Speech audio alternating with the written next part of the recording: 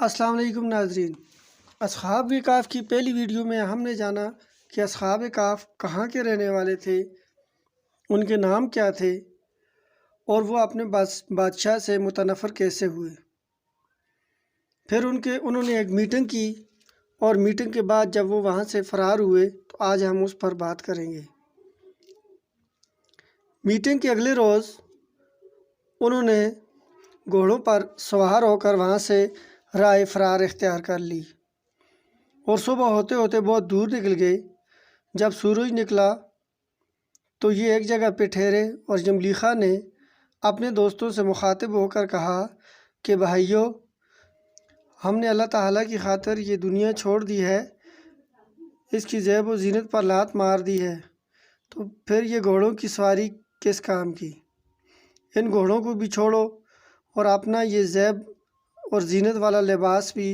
اتار کر پھاڑ ڈالو۔ چلو کسی اور گاؤں چلتے ہیں اور وہاں سے ایک کمبل لا کر کرتا بنا کر پہنتے ہیں اور سائلوں کی صورت بنا کر آگے چلتے ہیں تاکہ اللہ تعالیٰ کا ہم پر فضل اور انعام ہو۔ تو سب گھوڑوں پر سے اتر گئے اور کملوں کی تلاش کر کے سب نے پہن لیا اور حقیقی عاشقوں کی صورت بنا کر آگے کو روانہ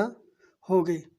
اللہ اللہ، یہ وہ بادشاہ دقیانوس وزراء ناز برادر ہیں کہ جنہوں نے کبھی ایک قدم بھی زمین پر نہ رکھا تھا۔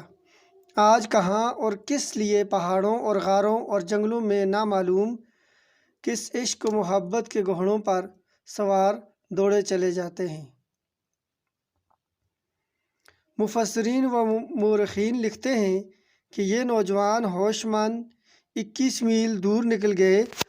تو چونکہ دوپہر کا وقت ہو گیا تھا اور ان کو پیاس بھی معلوم ہونے لگی،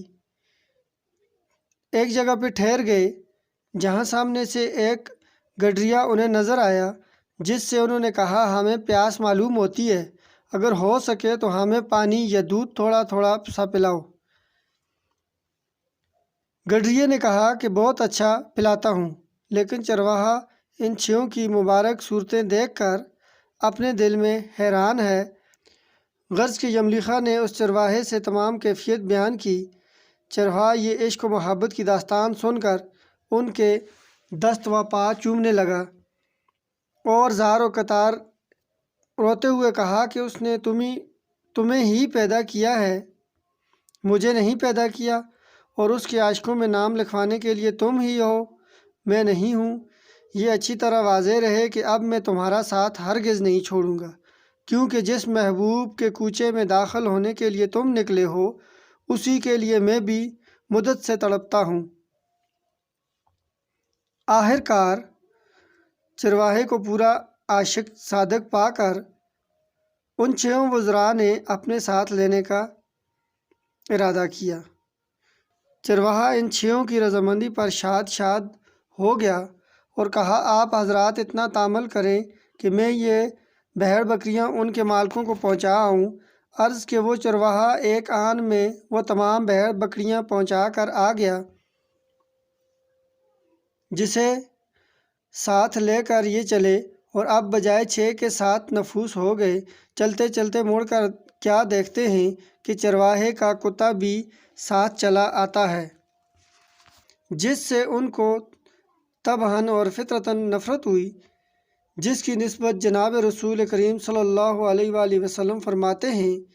کہ رنگ اس کتے کا ابلک تھا اور نام اس کا قطمیر۔ پس جس وقت ان 6 نوجوانوں نے اسے دیکھا، یہ کتا بھی اس چرواہے کا ہمارے ساتھ چلا آتا ہے، تو آپس میں کہا کہ ایسا نہ ہو کہ کتا ہمیں کہیں پکڑوا دے، کیونکہ ہم پوشیدہ سفر کر رہے ہیں اور یہ بھی بھونک بھونک کر راز فاش کرے گا۔ اس سے ہمیں اندیشہ ہے کہ کہیں بھید کھل جانے سے دقیانوس کے سپاہی ہمیں گرفتار کر لیں۔ انہوں نے چرواہے سے کہا۔ چرواہے نے اس کتے پر پتھراؤ شروع کیا کہ کسی طرح یہ ہمارے ساتھ سے چلا جائے، مگر رسول کریم صلی اللہ علیہ وآلہ وسلم فرماتے ہیں جتنے قلب پر پتھر برسے تھے اتنا ہی وہ پاؤں میں لوٹتا تھا۔ اور نہایت درجہ عجز اور زاری کرتا تھا، آخر کار اللہ تعالیٰ نے اسے زبان عطا فرمائی اور وہ صاف زبان انسانی سے گویا ہوا اور کہنے لگا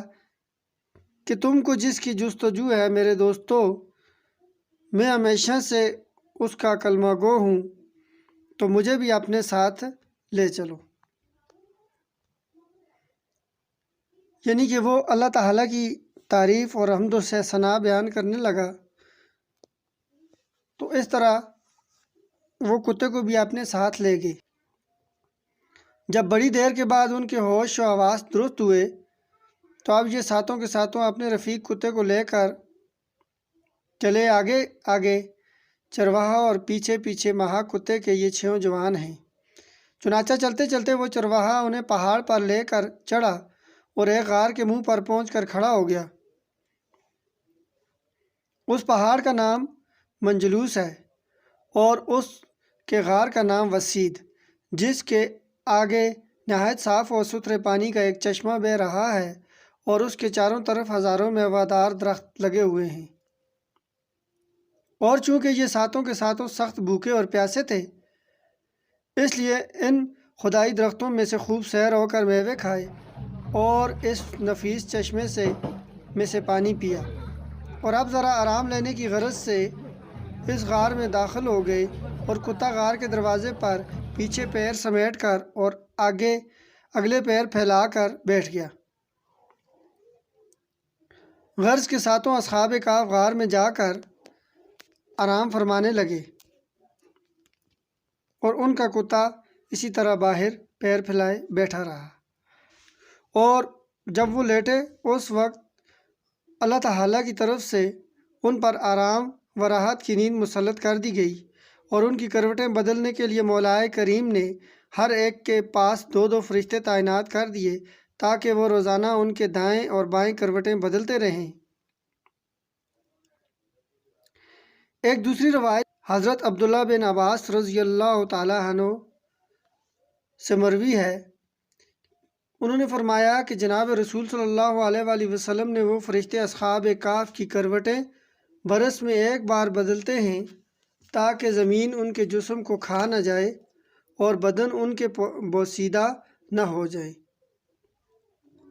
نیز سورج کو حکم ہے کہ اصحاب کہف کی داہنی جانب کو سایہ ڈالتے ہوئے ادھر سے گزرے، جیسے مولا فرماتا ہے، اے دیکھنے والے، جب آفتاب نکلے تو دیکھے گا کہ وہ اس کے غار سے داہنی طرف کو بچا ہوا رہتا ہے، اور جب آفتاب ڈوبتا ہے تو وہ ان سے بائیں طرف کتراتا ہوا جاتا ہے، اور یہ غار تنگی کی وجہ سے نہیں بلکہ غار کے اندر نہایت کشادہ جگہ سایہ میں وہ بڑے آرام سے لیٹے ہوئے سوتے ہیں، اور با خدا کی نشانیوں میں سے ایک نشانی ہے، پس جس کو وہ چاہے ہدایت دے اور جسے چاہے گمراہ کر دے۔ اور اے نبی، اگر تم ان کو دیکھو تو یوں سمجھو کہ یہ جاگتے ہیں حالانکہ وہ سوتے ہیں، اور ہم دائیں اور بائیں ان کی کروٹیں بدلتے ہیں۔ اور ان کا ایک کتا بھی ہے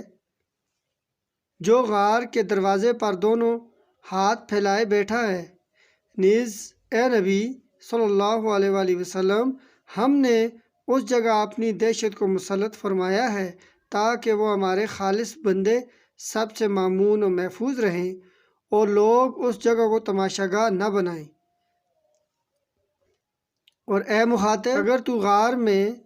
جائے تو الٹے پاؤں بھاگے اور ان کے رعب سے تیرے دل میں دہشت سما جائے، دور سے معلوم ہو کہ وہ سوتے ہیں اور پاس سے معلوم ہو کہ وہ آنکھیں کھولے ہوئے جاگ رہے ہیں، لیکن یہ حقیقت ہے کہ وہ زندہ رہیں اور نہایت راحت و آرام کی نیند سوتے ہیں۔ بادشاہ دقیانوس سال بھر میں ایک روز عید کا جشن منایا کرتا تھا، اور چند دنوں پہلے سے اس کے لیے تیاری ہوا کرتی تھی۔ چنانچہ دقیانوس نے اپنے ان 6 وزیروں کو بھی ایک ہفتہ پہلے مدعو کر دیا تھا کہ بروز عید ہمارے ساتھ شریک جشن ہو۔ اب جب کہ عید کا روز ہوا تو نوجوان وزیروں کی تلاش ہوئی، معلوم ہوا کہ وہ 3 روز سے غائب ہیں اور کہیں ان کا پتہ نہیں۔ اتنا سنتے ہی دقیانوس غصے میں آ گیا، میں وہ اپنے عید کے جشن کو بھی بھول گیا اور اسی وقت فوج کو حکم دیا کہ خود ہماری زیر کمان ہمارے ان باغیوں اور مفروروں کا تعاقب کرے اور سب سے پہلے کھوج رسانوں کی ایک فوج ہر 4 سمت روانہ کر دی جائے۔ چنانچہ اس وقت سینکڑوں کھوجی شہر افسوس کے چاروں طرف پھیل گئے اور نہایت گہری تلاش شروع ہو گئی، اور خود دقیانوس بھی اپنی فوج کو لے کر شہر افسوس سے نکل کھڑا ہوا اور سخت غیظ و غضب میں بھرا ہوا چار طرف گھوڑے سواروں اور پیادوں کو دوڑا رہا ہے کہ کسی سمت ان کا کھوج معلوم ہوتا ہو تو ہمیں جلد خبر دیں کہ اتنے میں چند سوار دوڑے ہوئے آئے کہ فلاں مقام پر جو یہاں سے اتنی دور ہے چند کھوجی ان کے نقش قدم پہچانتے ہوئے حضور کے انتظار میں کھڑے ہیں۔ چنانچہ دقیانوس یہ سنتے ہی تمام فوج کو یلغار کا حکم دیتا ہے اور خود بھی ان کے آگے آگے اپنا گھوڑا دوڑاتے ہوئے جاتا ہے۔ پس جب اس مقام پر پہنچے کہ جہاں دقیانوس کے انتظار میں کھڑے تھے، اور یہ وہ جگہ ہے جہاں ان 6 گھوڑ سواروں کو صبح ہوئی تھی اور وہ عشق مولا میں گھوڑے سے اترے تھے، پس انہی کے نقش قدم سے یہ کھوج چلتا ہے، اور اب یہ کھوجی دقیانوس کو مہا فوج و سپہ کے لے کر روانہ ہوتے ہیں اور ان مبارک نفوس کے نقش اقدام پر یلغار کیے چلے جاتے ہیں۔ آخر چلتے چلتے وہی پہاڑ آ جاتا ہے جس کا نام منجلوس ہے، اور اب ادھر بوجہ کرختگی پہاڑ کے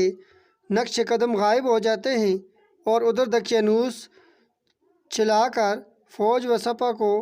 حکم کر دیتا ہے کہ تمام افواج منجلوس پر چڑھ کر منتشر ہو جائے اور ہر 4 سمت